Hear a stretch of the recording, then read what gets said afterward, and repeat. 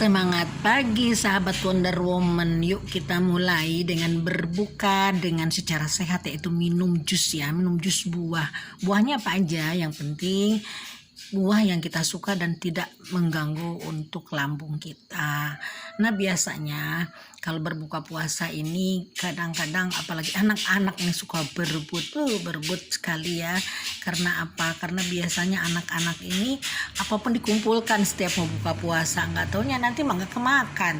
Mungkin dikiranya semuanya akan kemakan, dikumpulin, padahal belum tentu ya, namanya juga anak-anak seperti itu ya.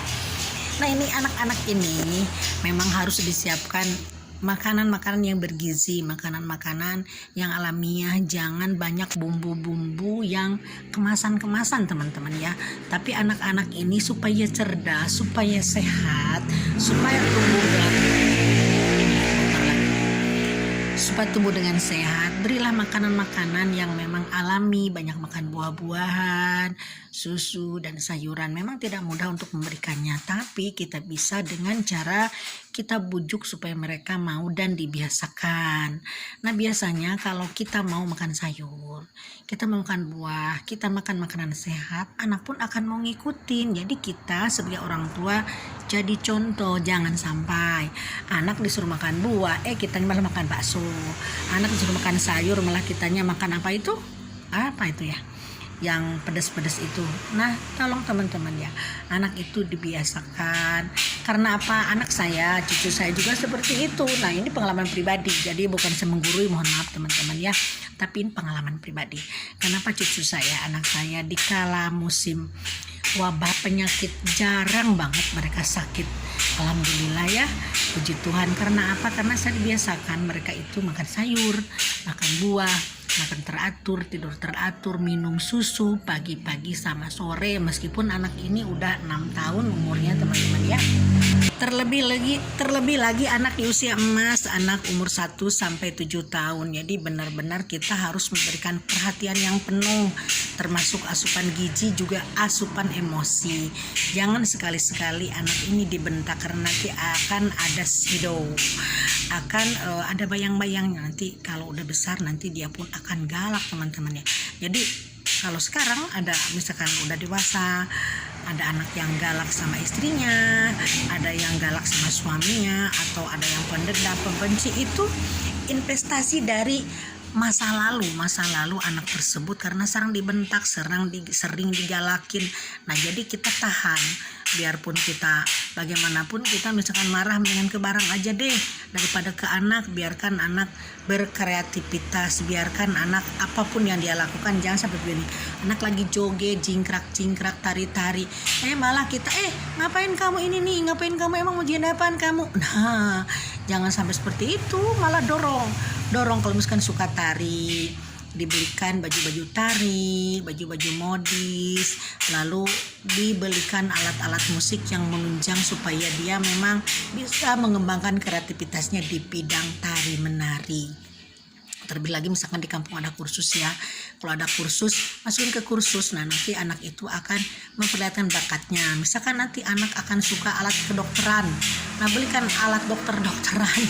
Seperti ini nih, anak saya nih pinter dia tuh, ini mau alat kedokteran aku beliin.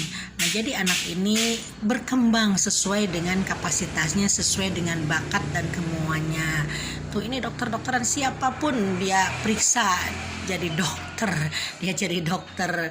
Nah apapun itu, misalkan nih, ini juga anak saya juga suka menggambar, suka mewarnai, sampai di rumah berantakan tuh yang namanya pewarna. Wah bukan 1-2 ya, ada banyak sekali namanya pewarna, dari mulai cair sampai krayon, apapun saya belikan supaya dia bisa mengembangkan imajinasi dirinya sendiri.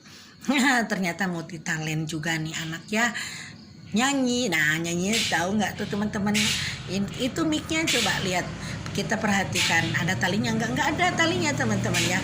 Hanya anak ini lagi berimajinasi nyanyi, padahal ini ngomongnya juga belum jelas, apa yang dia katakan juga belum jelas, ngaco.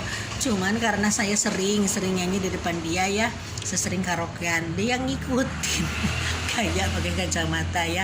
Nah ini anak ini kalau dibiarkan berkembang seperti ini nanti akan kreatif. Nah luar biasa kan, keren kan. Nah makanya yuk kita mulai sekarang jaga di usia emas ini, anak ini jangan sampai tersinggung, jangan sampai sakit hati, biarkan aja berkembang, biarkan berkembang. Dia misalkan jadi mainan apapun, jangan dipaksa.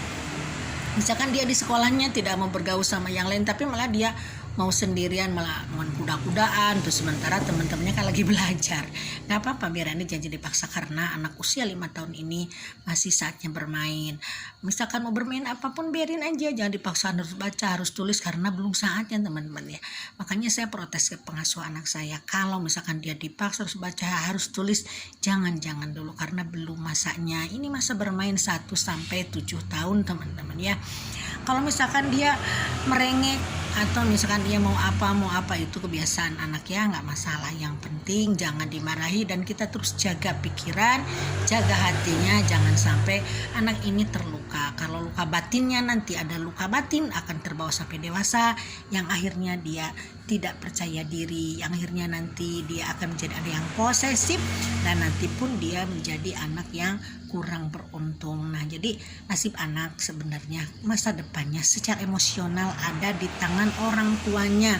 Jadi anak ini bawalah bermain ceria, bawalah bernyanyi-nyanyi, bawalah ke kreativitas yang bermanfaat. Jangan dipaksa untuk melakukan belajar menulis, membaca, karena belum saatnya. Biarin aja, ini saatnya saat bermain, saat menyanyi. Nah karena seperti ibu guru ini nih, ibu guru PAUD, sabar banget melatih anak-anak, sabar banget mengajarinya. Karena apa? Karena mereka tahu, karena perkembangan anak ini memang ada masanya. Jadi jangan sampai di bawah 7 tahun dipaksa untuk melakukan hal-hal yang belum saatnya, misalkan membaca, menulis. Biarin aja, kata orang misalkan, wah anak ini, yang anak si A, anak si X 6 tahun udah pintar baca, pintar tulis, biarin aja. Toh itu anak mereka, tapi kita sendiri yang tahu kita anaknya seperti apa. Pun anak ini jangan dikekang teman-teman ya, biarin aja. Tapi yang pasti jaga makanannya, jangan sampai, kan sekarang banyak tuh makanan jajanan yang terlalu banyak bumbu apa itu namanya tuh, terus lagi ada yang pedas-pedas, repel-repelan, jangan. Jadi anak kita jangan ikut mode makanan yang tidak biasa dan memang makanan yang tidak bagus. Tetap dijaga, jangan sampai jajanannya jangan terlalu dibebaskan, tapi anak ini memang harus dipandu makanannya dari rumah. Usahakan ada bekal dari rumah, jangan sampai jajan di jalan. Kalaupun jajan, cari yang aman-aman aja, misalkan biskuit, buah-buahan, atau yang berdasarkan dari sayur-sayuran teman-teman ya. Nah ini edukasi buat anak, ini pengalaman saya, bukan pengalaman orang lain, karena saya sudah punya 2 anak dan 1 cucu. Alhamdulillah tumbuh sehat, tumbuh baik, dan mereka sendiri sekarang menjadi pribadi yang ceria. Insya Allah menjadi anak yang sukses, insya Allah menjadi anak yang soleh dan berbakti pada negara, pada agama, pada orang tua, dan pada lingkungannya. Terutama dia dididik untuk bertanggung jawab pada diri sendiri, juga bertanggung jawab terhadap orang lain. Nah barangkali ada teman-teman yang berpengalaman tentang anak, mengasuh anak ya, ayo sharing di kolom komentar, karena tanpa penonton, tanpa yang komen video saya tidak ada artinya teman-teman ya. Dan tak lupa saya ucapkan terima kasih pada subscriber yang sudah setia untuk channel saya dari 1 tahun berjalan ini. Mudah-mudahan semuanya sehat selalu, dan pasti Allah membalasnya. Oke teman-teman ya, mudah-mudahan kita semua sehat, puasanya juga lancar, dan kita semua diberkati sama Allah yang punya hidup ini.